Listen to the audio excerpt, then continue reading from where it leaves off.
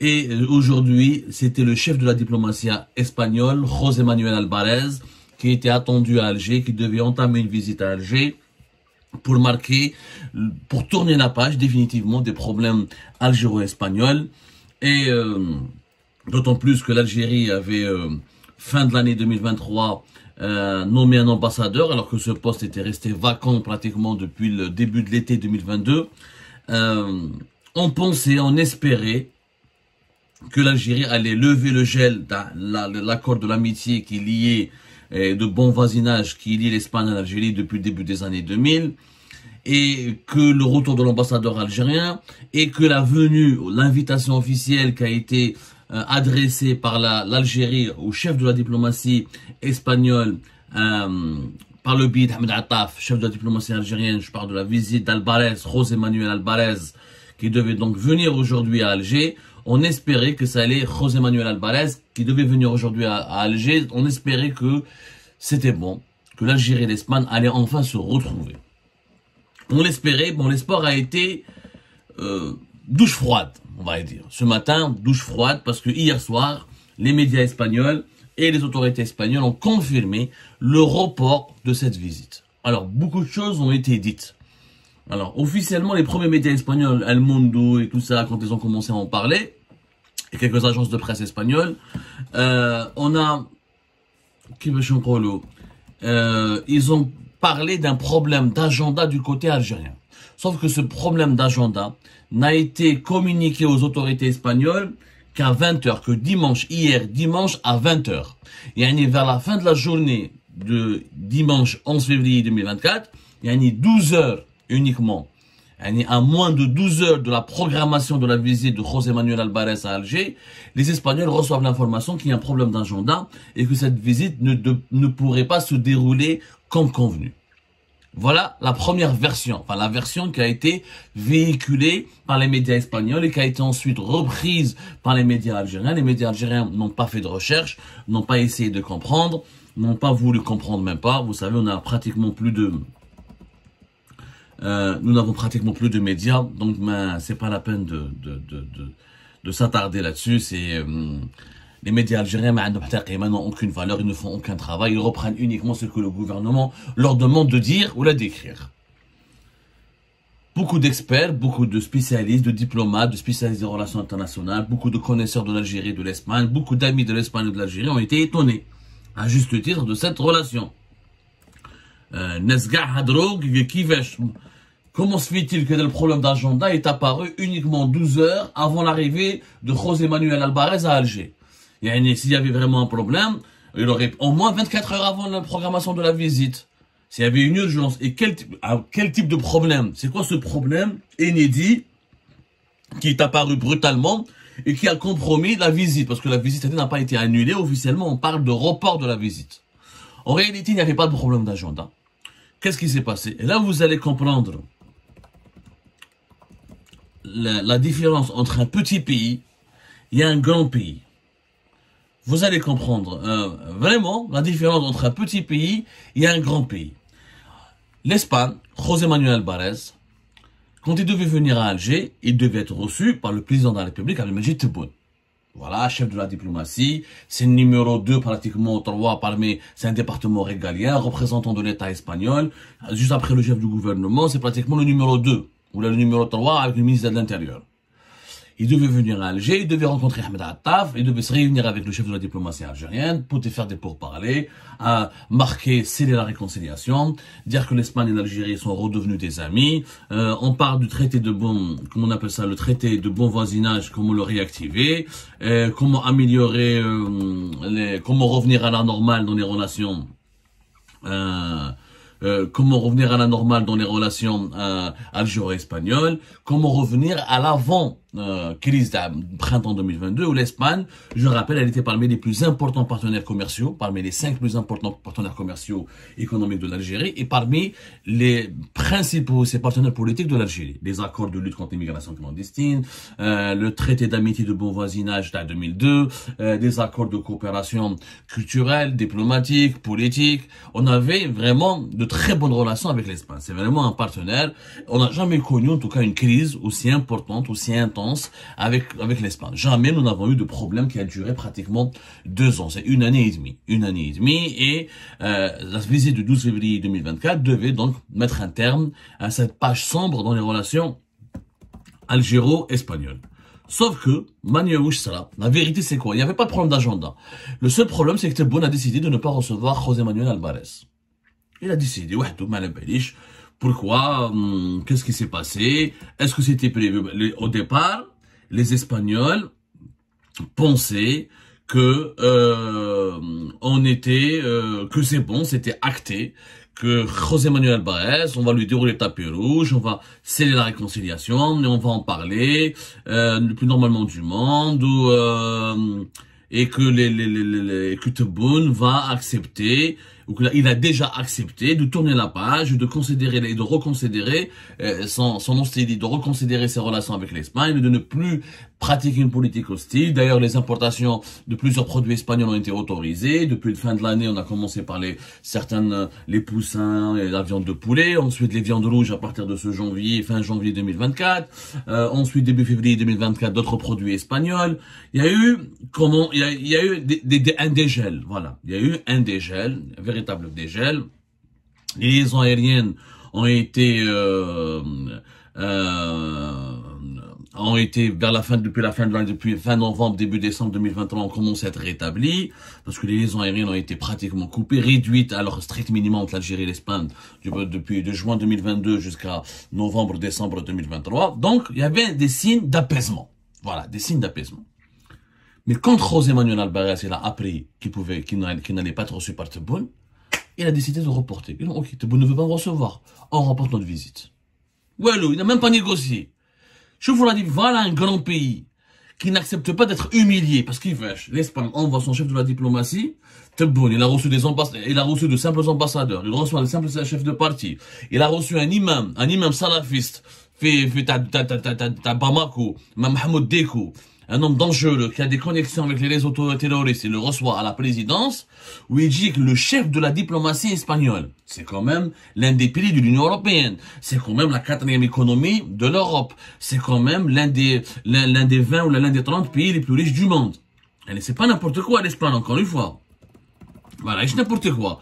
C'est un pays important. C'est l'une des forces les plus importantes de la Méditerranée, notamment de la Méditerranée occidentale. C'est une humiliation.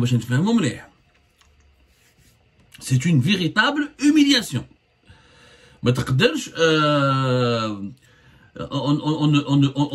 ne peut pas infliger un tel traitement à un pays comme l'Espagne. C'est pas Malte ou la Chypre ou la Malabalish, un petit pays, ou la Burundi ou la l'Ouganda, ce n'est pas n'importe quoi. L'Espagne, c'est un pays solide, c'est une ancienne puissance, c'est quand même 16e ou 17e pays le plus riche du monde, c'est quand même 4e économie de l'Union européenne, c'était des relations historiques et ancestrales avec l'Algérie, parmi les plus importants partenaires commerciaux. Il dit, avec son chef de la diplomatie, ou Taya, non. Finalement, à la dernière minute, le président algérien n'a pas voulu recevoir. Oh. Les Espagnols, qui veut généralement Niger au doigt. Ou peut-être mais ne venez pas. Qui veut ne venez pas. Tu ne venez pas, attention. Les Algériens n'ont pas dit. Attends, je précise. Les Algériens n'ont pas demandé le report. Je le dis, je le certifie. De sources sûres. Et à la suite de nos investigations, l'Algérie n'a pas demandé le report de la visite de José Manuel Alvarez. L'Algérie, le régime algérien en tout cas, a voulu juste recevoir José Manuel Alvarez au siège du ministère des Affaires étrangères. On n'était même pas sûr, il n'y avait même pas une certitude que le premier ministre algérien allait rencontrer José Manuel Alvarez. Même ça, c'était pas acté. Dans ces conditions, ce sont les Espagnols qui ont demandé le report de cette visite. Les Espagnols ont agi en conséquence, conformément au rang du prestige de leur pays, soucieux de l'intégrité morale de leur pays, de leur État et de la crédibilité de leur État. Ils ont dit, puisque votre président ne peut pas recevoir le ministre des Affaires étrangères, on reporte cette visite. Quand Abdelmajid Tebboune est disposé à recevoir José Manuel Alvarez, et ben José Manuel Alvarez va venir. C'est une histoire, ce sont les Espagnols qui ont reporté la visite de leur ministre des Affaires étrangères parce qu'ils ont refusé de se faire traiter, de se faire humilier par l'Algérie. Parce que l'Espagne n'est pas n'importe quel pays. Regardez la différence entre l'Espagne. Chef des armées, plus d'une semaine en Arabie Saoudite, parce qu'il Mohammed Ben Salman, le premier ministre et le prince héritier le monarque saoudien, l'accueille.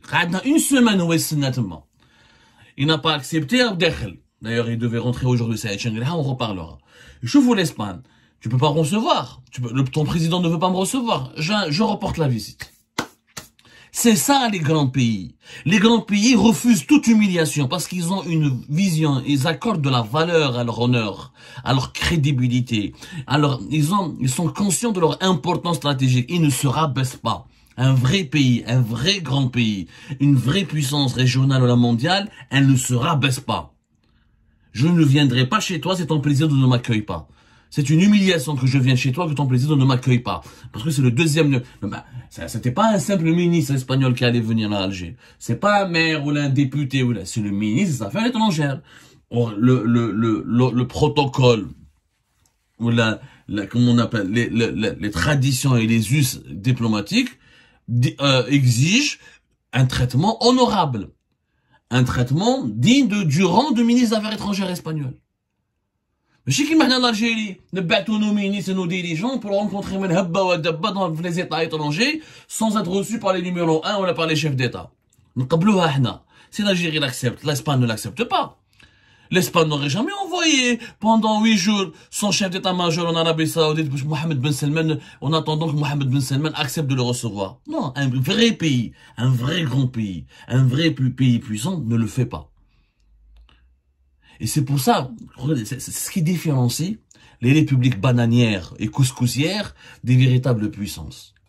C'est la dignité de leurs dirigeants, la crédibilité et l'honneur de leur gouvernement et la volonté permanente de préserver la crédibilité et l'honneur du pays et de l'ériger en une valeur suprême. L'Espagne n'est pas pressée de se réconcilier avec l'Algérie. Le gaz algérien est là. Les exportations espagnoles, même si elles partent pas en Algérie, vont partir vers d'autres pays. Le Maroc est devenu largement le premier partenaire commercial de l'Espagne. Et les entreprises espagnoles ont beaucoup prospéré au Maroc. C'est vrai qu'ils ont perdu des intérêts économiques importants avec l'Algérie. Mais ce n'est pas une raison. C'est pas pour 900, là, pour 800, là, même pour quelques milliards d'euros. L'Espagne ne va pas se rabaisser. Et ça, c'est une nouvelle leçon. Ça, c'est une nouvelle leçon pour le régime algérien. Qu'on ne rabaisse pas les autres. Que certains pays ne sont pas prêts à accepter son diktat ou là, à se rabaisser pour lui faire plaisir. Et qu'on ne traite pas un grand pays comme ça. Mais chez la Tunisie ou la Libye ou là, c'est l'Espagne. Civilisation Yannès, l'Espagne qui était le 15e ou le 16e siècle, première puissance universelle, elle dominait les océans et les mers. C'est elle qui a conquis le nouveau monde. C'est elle qui a ouvert la voie maritime vers l'Inde. Tedjilium, tu veux l'humilier. Incroyable. Les dirigeants algériens sont tout simplement incroyables. Ils viennent encore une fois de subir les conséquences de leur maladresse. C'est une terrible maladresse. Voilà. Le régime algérien a voulu émuler l'Espagne. Et ben c'est l'arroseur arrosé. C'est l'Algérie, c'est le régime algérien qui se retrouve dans la position de l'humilier parce qu'il a été c'est entre le 6 et 7 milliards de dollars 6 et 7 milliards d'euros d'échanges économiques, notamment en 2017-2018. Ça, on a toujours exporté vers l'Espagne entre 3 et 4 milliards de dollars et on a toujours importé depuis l'Espagne entre 3 et 4 milliards de dollars. Donc, c'est des échanges très importants. Les Espagnols peuvent être des investisseurs importants en Algérie. Mais le régime algérien pensait, il a dit comment regarder la folie, le sous-développement. Comment un pays faible et sous-développé pouvait penser qu'il allait faire plier un pays riche et puissant. C'est un combat perdu d'avance. c'est vrai que nous avons causé des pertes aux entreprises espagnoles, que les exportations espagnoles ont chuté en 2022 de 46%. Et que, durant le premier trimestre de l'année 2023, ils ont chuté même de 90%. Et ils étaient à même pas 30 millions de dollars, alors que l'habitude, l'Espagne exporte par mois, durant un seul trimestre, entre 400 et 500 millions de dollars, d'euros. 500 et 400 millions d'euros. Tout ça, c'est vrai. Tout ça, c'est vrai. Tout ça que les exportations de l'Espagne vers l'Algérie ont chuté aussi de 87% entre juin 2022 et mars 2023. L'Espagne donc n'avait exporté vers l'Algérie durant cette période que 2,206 millions d'euros, alors qu'auparavant elle exportait, avant la crise, plus de 1,5 milliard d'euros. Donc elle a perdu beaucoup d'argent, on va dire entre juin 2022 et mars 2023, elle a perdu 1,3 milliard d'euros. Cependant, Yajma, ça n'empêche pas les Espagnols de dormir. C'est pas parce que les Espagnols n'arrivent pas à exporter vers l'Algérie que l'Algérie penserait légitimement qu'elle allait gagner son bras de fer contre l'Espagne. Un peu comme les exportations espagnoles vers l'Algérie ne représentent que 1% de toutes les exportations espagnoles. L'Espagne, exporte plus de 300, presque 400 milliards d'euros par an. Elle a exporté en 2023 plus de 393 milliards d'euros. Yani les 3 milliards d'euros qu'elle a exporté vers l'Algérie, ça représente 1% de ces 393 qu'elle exporte dans le monde entier. Est-ce que vous pensez que les Espagnols vont... Ah, ils craignent l'Algérie. Wallah, l'Algérie nous a sanctionnés. On va pas dormir. On boxe pas dans le même ring. Sur le واحد مشيان, il veut boxer avec Mike Tyson. Sur quelqu'un qui boxe poids plume, veut boxer avec quelqu'un poids lourd. L'Espagne, c'est un poids lourd. L'Espagne, c'est pas le Maroc. C'est pas la Tunisie, c'est pas la Jordanie, c'est pas le Mali, c'est pas le Niger. C'est une puissance universelle. C'était la plus grande puissance du monde entre le 17e et le 16e siècle. Jusqu'au même 18e siècle, elle était une grande puissance. Avant d'être supplantée par la Grande-Bretagne, la France et les autres puissances. Ce n'est pas n'importe quoi, l'Espagne. Les dirigeants algériens vont plier l'Espagne. Avec 400 milliards d'euros d'exportation, elle a jeté 3 milliards d'euros au l'an, tu penses que l'Espagne va négocier, va accepter de se faire humilier par l'Algérie? C'est de la folie. Cette crise avec l'Espagne, c'est du délire.